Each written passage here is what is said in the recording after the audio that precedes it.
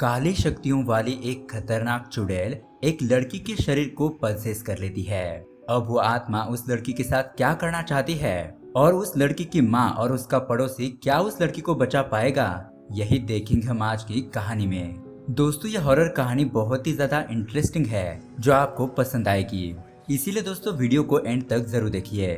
तो दोस्तों, अगर आपको भी ऐसी ही हॉरर मूवीज देखना पसंद है तो हमारे चैनल हॉरर बॉक्स हिंदी को सब्सक्राइब जरूर कीजिए।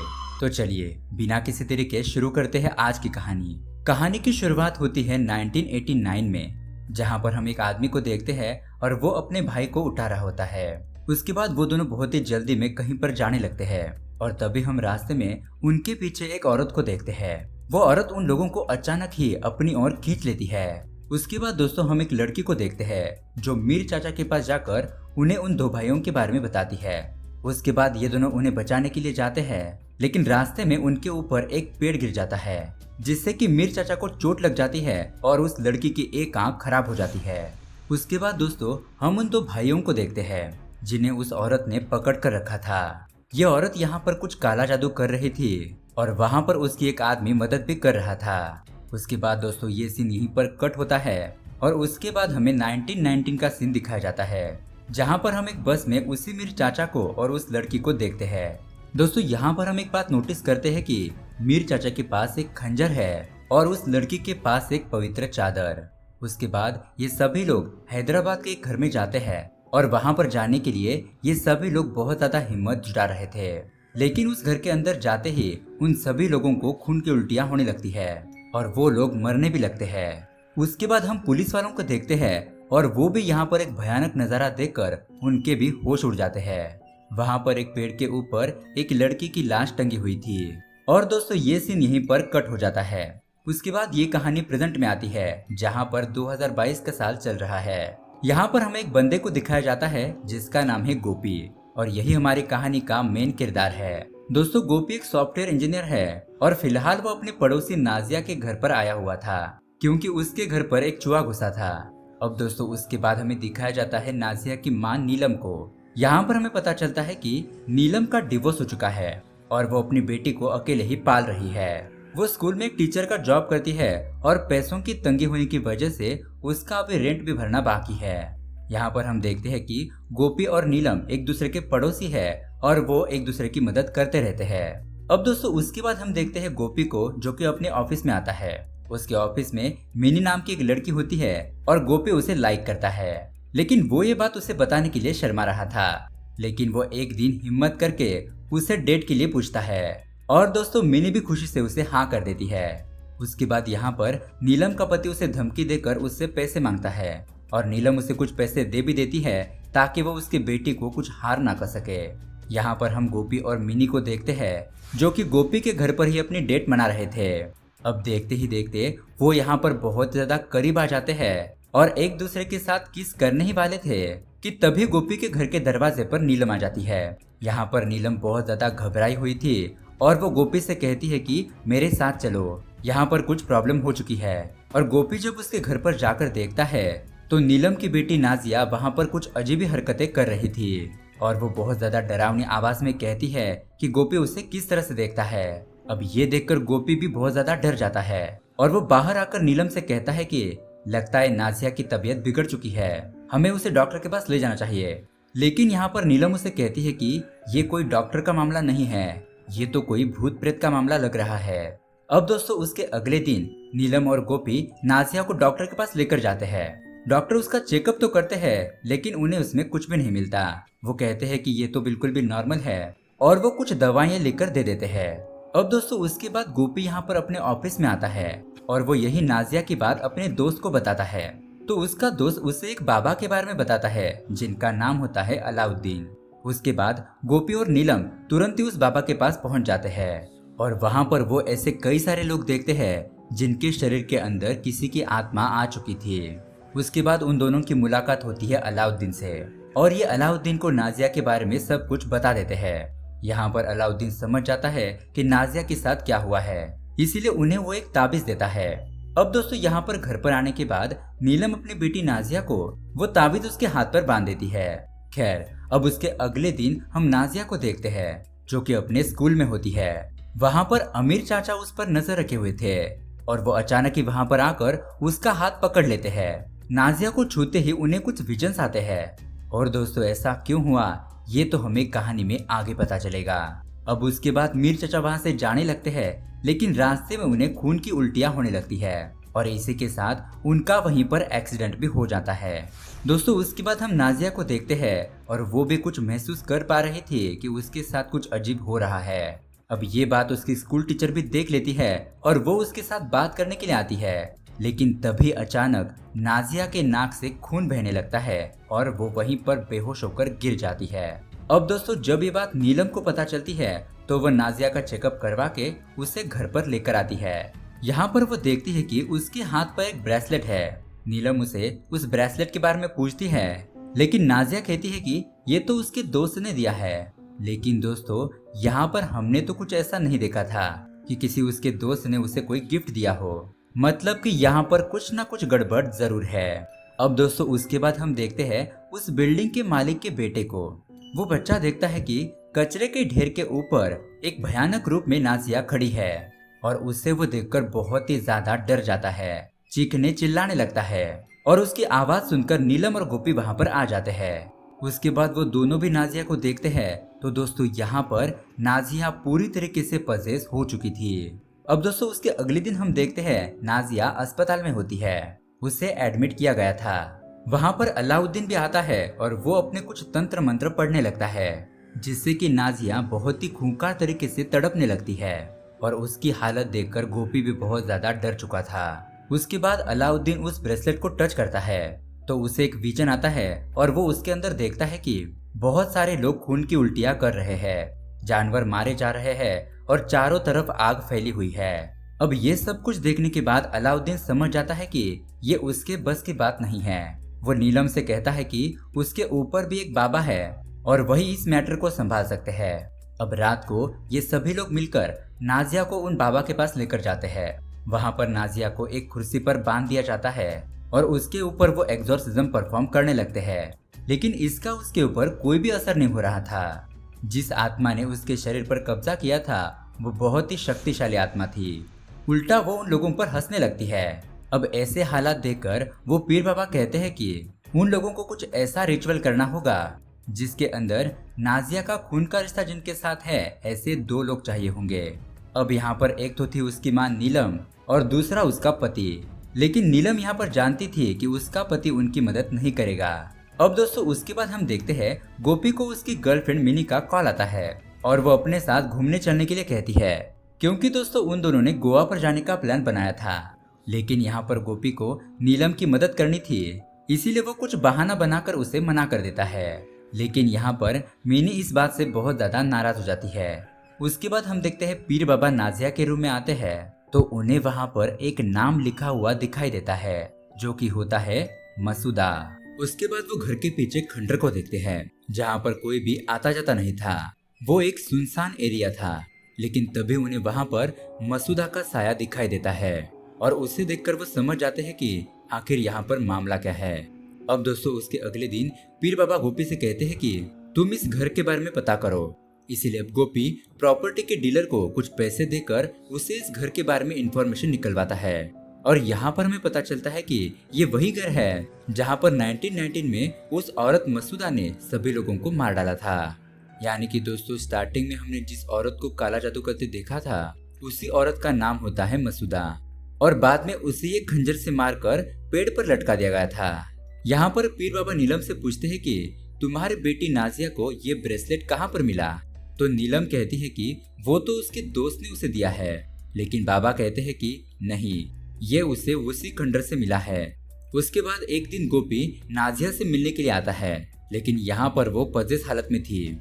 वो उसे कहती है कि वो उसके बारे में क्यों पता कर रहा है, वो उसे अकेला क्यों नहीं छोड़ देता, और ऐसा कहते हुए वो एक चाकू लेकर उस पर हमला कर देती है। लेकिन गोपी उस चाकू को अपने हाथ में पकड़ लेता है और उसके हाथ में चोट लग जाती है जहाँ से खून बहने लगता है।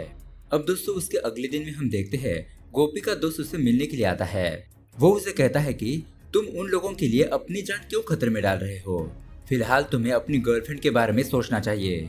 तभी वहाँ पर दरवाजे पर नीलम आ जाती है और यहाँ पर गोपी उसे कहता है कि अब वो उनकी कोई भी मदद नहीं कर सकता। मुझे इन सभी चीजों से दूर रखो। अब नीलम उसकी बात सुनकर थोड़ी मायूस हो जाती है और उसकी कोई मजबूरी होगी ऐसा समझकर वहाँ से चली जाती है। अब दोस्तों यहाँ पर गोपी ने नीलम को उसकी मदद करने से मना तो कर दिया था, लेकिन इसके बावजूद भी वो उन दोनों के लिए काफी चिंतित था। उसके बाद यहाँ पर नीलम भी बहुत ज्यादा दुखी थी, क्योंकि उसका कर्जा बढ़ता जा रहा था और उसकी बेटी की हालत भी ऐसी थी, और इसके बावजूद भी उसकी मदद करने वाला कोई भी नहीं था। लेकिन उसके बाद हम देखते हैं कि गोपी उनकी मदद करने के लिए फिर से तैयार हो जाता है, क्योंकि वो अपने पड़ोसी को ऐसी मुसीबत में हालत में अकेला नहीं छोड़ सकता था। उसके बाद गोपी अलाउद्दीन से जाकर मिलता है, वो उसे थोड़ी बातचीत करता है और उसके बाद वो नाजिया के पिताजी से जाकर मिलता है। उनके पास जाकर वो नाजिया के बारे में सब कुछ बताता है कि उसे 2 खून के रिश्तेदारों की जरूरत है। लेकिन यहाँ पर अब्दुल उसकी एक भी बात नहीं सुनता। वो कहता है कि मुझे उन दोनों की कोई भी परवाह नहीं है, तुम यहाँ से चले जाओ।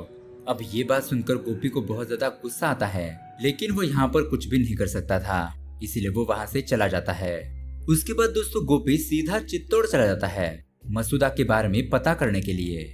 यहाँ पर आकर वो मीर चाचा को ढूंढने लगता है, लेकिन वो तो अब इस दुनिया में नहीं थे, इसीलिए वो अब नरगिस से जाकर मिलता है। और दोस्तों ये वही लड़की थी जिसे हमने मूवी के स्टार्टिंग में देखा था, जिसकी पेड़ गिरने से एक आंख खराब हो चुकी थी।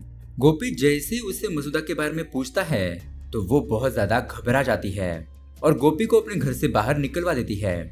लेकिन यहाँ पर गोपी चिल्ला चिल्लाकर कह रहा होता है कि एक बच्चे की जान मुसीबत में है, इसीलिए अब नरगिस को भी उस पर दया आ जाती है और वो उसे मसूदा का राज बताने के लिए तैयार हो जाती है। अब दोस्तों यहाँ पर इस राज से पर्दा हटता है। नरगिस बताती है कि 1989 में यहाँ पर मीर चाचा और उनके 3 भाई रहते थे, फरहीन, फैजल और फजा। अब यहाँ पर फरहीन पढ़ने के लिए दूसरे शहर चला जाता है और ऐसे ही कुछ साल बीत जाते हैं और उनके घर पर किसी की डेथ होती है, इसीलिए फरहीन घर पर लौटता है। लेकिन इस बार वो अकेला नहीं था, वो अपने साथ अपनी पत्नी को लेकर आया था और इसी का नाम था मसूदा। जैसे ही वो औरत उस गांव में अपने कदम रखती है, यहाँ पर उनके परिवार और गांव के हालात बिगड़ने लगते हैं। मसूदा के आने के बाद गांव के लोगों को कुछ अजीब सी बीमारी हो जाती है और वो लोग खून की उल्टियां करने लगते हैं और कुछ लोग मरने भी लगते हैं। उसके बाद यहाँ पर मीर चचा और नरगिस को पता चलता है कि ये औरत काले जादू को जानती है और मसूदा ने अपने देवर फजा को भी अपने प्यार में फंसा लिया था, जिसके कारण उनके घर में लड़ाइयाँ होने लगती है। यहाँ पर हमें पता चलता है कि गांव के कुछ लोग थे जो मसूदा को उसके काले जादू में मदद करते थे। और दोस्तों मूवी के स्टार्टिंग में हमने इसी औरत को देखा था जो काला जादू कर रही थी। इसी औरत ने उन 2 भाइयों को शुरुआत में अपने साथ खींचकर ले गई थी और उन्हें बांध कर रखा था। और यहाँ पर मसूदा का साथ और कोई नहीं बल्कि उन्हीं लोगों का भाई फजा दे रहा था। जब ये बात मीर चचा और नरगिस को पता चलती है तब वो उन्हें बचाने के लिए जाते हैं, लेकिन रास्ते में उन दोनों का एक्सीडेंट हो जाता है। उसके बाद मसूदा अपना काम करके उस गांव से चली जाती है, लेकिन यहाँ पर मीर चचा बहुत ज्यादा गुस्से में थे। वो अब मसूदा को मारकर अपने भाइयों की हत्या का बदला लेना चाहते थे, इसीलिए वो मसूदा को ढूंढने के लिए निकल पड़ते हैं। ऐसे ही 10 साल के बाद उन्हें मसूदा का एड्रेस मिलता है कि वो हैदराबाद में रह रही है। और दोस्तों ये वही सीन था 1919 का, जहाँ पर ये सभी लोग बस में बैठे थे और उनके पास एक खंजर और पवित्र चादर थी। उन लोगों को ये 2 चीजें एक बाबा ने दी थी, जिससे कि वो उस चादर को मसूदा पर डाल सके और उस खंजर से मसूदा को मार सके। उसके बाद मीर चाचा और नरगिस उसके घर पर पहुंच जाते हैं और यहाँ पर उसका घर तो अब खंडर बन चुका था और उसी घर के पास ही नीलम रहती थी। अब ये सभी लोग जैसे तैसे उस घर में जाते हैं और मसूदा को पकड़ने की कोशिश करते हैं। वो उसके ऊपर पवित्र चादर भी डालते हैं, लेकिन यहाँ पर मसूदा बहुत ज्यादा पावरफुल थी। वो अब एक एक करके उन सभी लोगों को मारने लगती है और उसे कोई भी कंट्रोल नहीं कर पा रहा था। लेकिन आखिरकार मीर चाचा उसे पकड़ लेते हैं और एक पेड़ से बांधकर उस खंजर से उस पर हमला कर देते हैं। लेकिन ये काली शक्तियाँ इतनी आसानी से खत्म नहीं होती। जब ये घटना हो रही थी तब मसूदा का एक ब्रेसलेट नीचे गिर जाता है और उस ब्रेसलेट को उसका खून भी लग जाता है, यानी कि अब मरने के बाद उसकी आत्मा उस ब्रेसलेट से जुड़ चुकी थी। और दोस्तों ये वही ब्रेसलेट था जो नाजिया को मिल गया था, जिसकी वजह से ही वो पजेस हो चुकी थी। इसीलिए हमें रास्ते में ऐसी कोई चीज दिखे तो उसे उठाना नहीं चाहिए, अब यहाँ पर मीर चाचा उसे दफना देते हैं, लेकिन कुछ ही दिनों बाद ख्वाजा वहाँ पर आकर उसे जमीन से बाहर निकालता है और उसे जिंदा करने के लिए कुछ तंत्र मंत्र बोलने लगता है। लेकिन इसमें वो कामयाब नहीं होता, उल्टा खुद ही मारा जाता है। लेकिन मरने से पहले वहाँ पर मीर चाचा पहुँच गए थे और ख्वाजा उनसे कहता है कि मैंने ये सब कुछ मसूदा के वश में आकर किया। उसके बाद मीर चाचा उन्हें दफना कर चित्तौड़ वापस आ जाते हैं। यहाँ पर आने के बाद जिस जगह पर मसूदा ने काला जादू किया था वो उस जगह को खंजर और चादर से बरी कर देते हैं। उसके बाद यहाँ पर हम प्रेजेंट में आते हैं, जहाँ पर नरगिस गोपी को वही खंजर और चादर देती है और गोपी वो लेकर वहाँ से चला जाता है। लेकिन रास्ते में उसे मसूदा के आसपास होने का एहसास होता है। उसके बाद यहाँ पर गोपी हैदराबाद पहुँच जाता है। वो नीलम से मिलता है और नीलम उसे देखकर थोड़ी खुश हो जाती है। उसके बाद दोस्तों दिन आता है एग्जॉर्सिज्म का और यहाँ पर गोपी ने अब्दुल को रिश्वत देकर बुला लिया था। उसके बाद गोपी और नीलम गाड़ी से जा रहे होते हैं कि तभी अचानक उनके सामने मसूदा की आत्मा आ जाती है और ऐसे में उनका एक्सीडेंट होते होते बच जाता है। उसके बाद वो दोनों पीर बाबा के पास पहुंचते हैं और वो उनसे कहते हैं कि हमें मसूदा की आत्मा और उसकी बॉडी को एक साथ ही खत्म करना होगा। अब दोस्तों यहाँ एक तरफ अलाउद्दीन और पीर बाबा नाजिया का एग्जॉर्सिज्म करना शुरू कर देते हैं, जहाँ पर कुछ लोग उनकी मदद कर रहे थे और यहाँ पर नरगिस भी आ चुकी थी। यहाँ इस तरफ गोपी और नीलम जमीन से मसूदा की बॉडी निकालना शुरू कर देते हैं और जब यहाँ पर गोपी को मसूदा की बॉडी मिलती है, लेकिन यहाँ पर नीलम गायब हो जाती है और वो मसूदा गोपी के ऊपर अटैक करने लगती है, उसे डराने लगती है। गोपी अब इधर उधर भागने लगता है, लेकिन दरअसल दोस्तों वो उसके दिमाग के साथ खेल रही थी, क्योंकि गोपी तो वहाँ पर बेहोश हालत में पड़ा था और उसे नीलम उठाती है। यहाँ इस तरफ हम देखते हैं नाजिया सभी लोगों पर हमला कर देती है और यहाँ इस तरफ वो आत्मा गोपी और नीलम को डरा रही थी, यानी कि वो एक जगह पर नहीं बल्कि दोनों जगह पर मौजूद थी। यहाँ पर नाजिया अलाउद्दीन और उसके आदमियों को मारने लगती है और अपने पिता को भी खत्म कर देती है। यहाँ इस तरफ मसूदा गोपी के ऊपर अटैक करती है और वो हरी चादर एक पेड़ पर अटक जाती है, लेकिन जैसे तैसे करके गोपी उस चादर को लेकर आता है और यहाँ पर मसूदा उसे मारने ही वाली थी कि तभी गोपी उस खंजर से उस पर वार कर देता है, जिससे कि उसकी सारी पावर खत्म हो जाती है और इधर नाजिया भी तड़पने लगी थी। यहाँ पर नरगिस नाजिया के हाथ से वो ब्रेसलेट निकालकर फेंक देती है, क्योंकि उस ब्रेसलेट से ही मसूदा की आत्मा जुड़ी हुई थी। यहाँ पर गोपी फिर से मसूदा की बॉडी को जमीन में गाड़ देता है और उसके ऊपर खंजर और वो चादर रख देता है और यहाँ इस तरफ नाजिया बिल्कुल भी ठीक हो जाती है। अब दोस्तों कहानी शिफ्ट होती है कुछ सालों बाद, जहाँ पर हम देखते हैं नीलम, नाजिया और गोपी हंसी खुशी रह रहे थे। उसके बाद हम देखते हैं गोपी और मिनी ये दोनों भी एक साथ रह रहे थे और उनका रिश्ता भी बहुत ही अच्छी तरीके से चल रहा था। लेकिन मिनी किचन में जाती है तो उससे अचानक वहाँ पर एक साया दिखाई देता है। वो डर के मारे गोपी के पास आती है और उसे ये सब कुछ बताती है। गोपी भी उस साये की तरफ देखकर डरने लगता है और ये साया और किसी का नहीं बल्कि मसूदा का ही था, मतलब कि वो फिर से वापस लौट चुकी थी। और दोस्तों ये कहानी यहीं पर एंड हो जाती है।